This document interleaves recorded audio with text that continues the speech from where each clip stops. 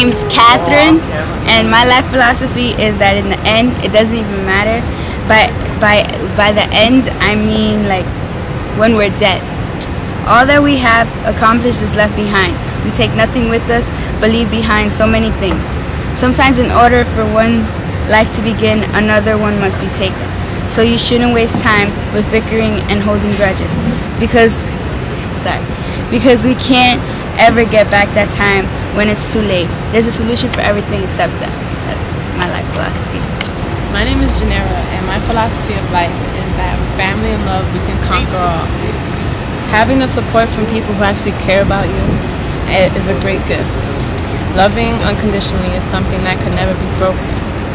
Being raised in home with 3 brothers and sisters, 14 aunts and uncles, and millions of cousins, I was able to see what having a family is really about. Having their love and support pushes me and keeps me going. In the book Tuesdays with Maury by Mitch Albom, a quote really brought my philosophy together.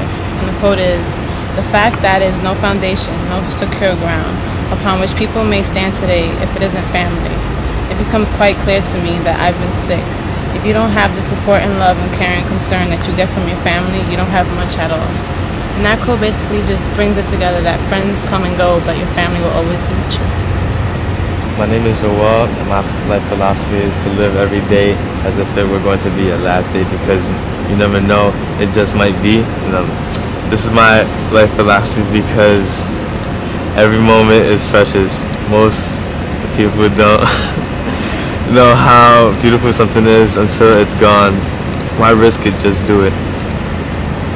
My name is Christopher, and my life philosophy is to be kind, be realistic, and think about what I'm doing. Think about the decisions I make. Starting off with being kind. Human beings connect more than just verbally and physically touching. They connect by emotional energy that gets sent out, like the kind of vibe that's in the room. So by being kind, it allows me to fill the necessities that I need to feel content, which are to send out positive energy and have it received by another person, but also to get positive energy back. And I feel the best way to do that is to just be kind when it's appropriate. When I'm walking down the street, or when I'm meeting someone, or when I'm hanging out with a friend, just being a nice guy sends out positive energy all around, and it makes me content. So if I'm content for most of my life, that seems really meaningful. I guess the second one is to always be realistic. I think ideas are really cool, and lately I've been doing things just to see how it'll work out, but being realistic and seeing what makes sense and what'll really work plays a big role in the decisions I make in my life, which kind of connects to my last point, which is thinking about your actions. I think that responsibility, or taking responsibility for your actions, or taking responsibility in general, is a big part of being mature for any age person you are. And the best way to take responsibility for your actions is to think about them beforehand and understand what you know what you're doing. Maybe that's because when you're a kid, people drilling like, oh, these are the consequences if you do this, but I think that in general, you can mess up less and have better relationships if you think about what you do or think about what you say before it comes out there. And that's how I live my life.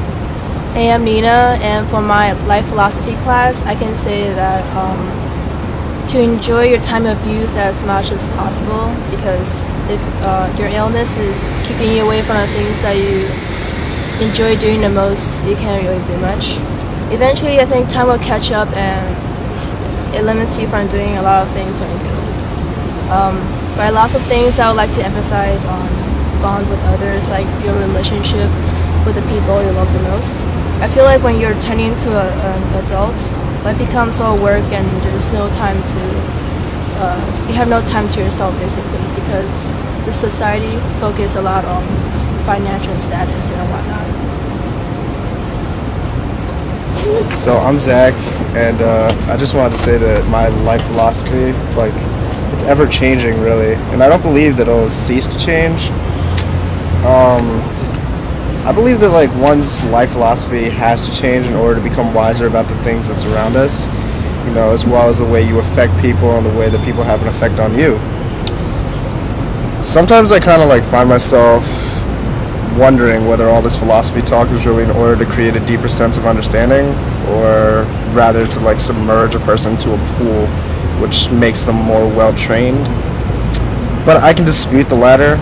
For like all the talks we had like as a class, and all the knowledge of self and the understanding of the elements around you. It seems so odd though, as to feel like we're the only people who realize their surroundings to an extent. You know, because like after we began this class and discussed all the aspects of society as a whole, like it started to get harder for me to like distinguish reality from the illusions people made for us or the ones we made for ourselves.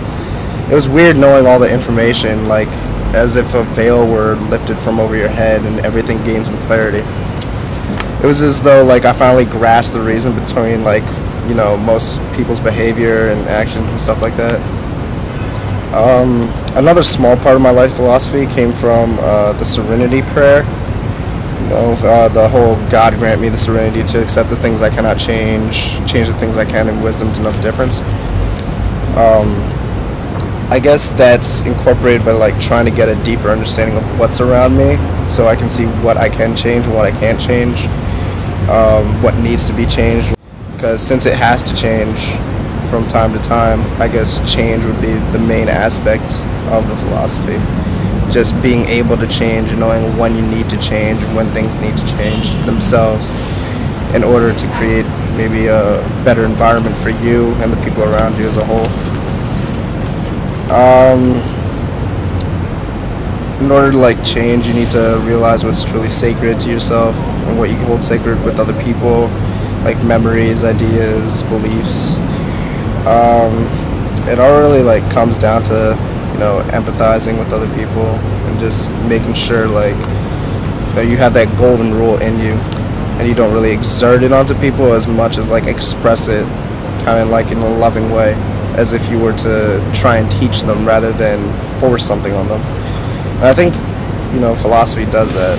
You know, it just like it flows into the person rather than shoves it directly in their face saying, you know, learn this, you need to learn this, you need to know this.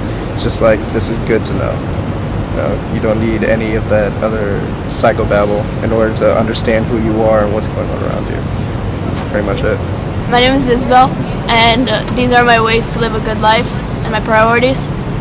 And my first priority would be building loving and meaningful relationships with the people I surround myself with. My second priority would be acquiring enough knowledge to know how to live the most meaningful life possible. My third priority is probably making a positive impact in my community that immediately surrounds me. And my fourth would be to not spend an entire life complaining about what's wrong with the culture around me, but instead developing a subculture in my own community that has aspects, positive aspects of the big culture I live in and positive aspects of other cultures. And that's my 4 ways to live a good life.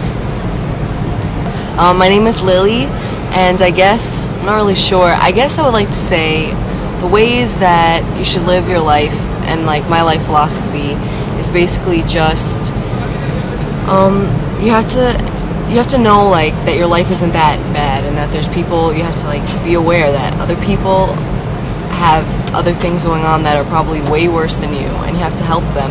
And I don't know what else you can do. Like you can't, like, feeling self-pity is just a waste of time. So that's the first thing I'd like to say.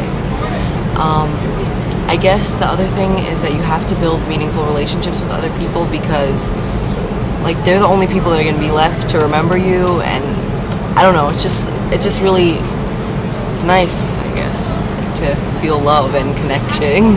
My attempt at creating a life philosophy was something that had to do with the release and sharing of emotions, because that's something that's really important to me in my life. So what I came up with in class was that the total release and sharing of emotions, any emotions at all, whether it be positive or negative, is what we all have the strongest compulsion to do in our lives. It's what is good, beautiful, and true. And that's my life philosophy, I guess, for now. My name is Courtney, and my life philosophy is to die happy, to live life to the fullest, and look back on only good things and not the bad things, and to make my life worthwhile.